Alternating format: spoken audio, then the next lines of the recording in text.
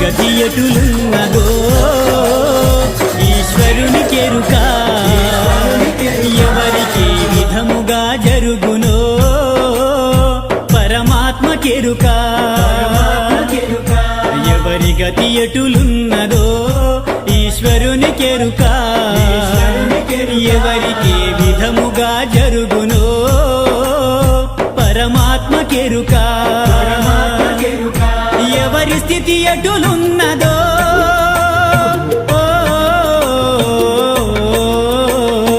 ఎగసి ఎగసి పడుటే కాని అలవి కాదెవరికైనా హరిహర బ్రహ్మాదులైనా అనుభవించక తీరదు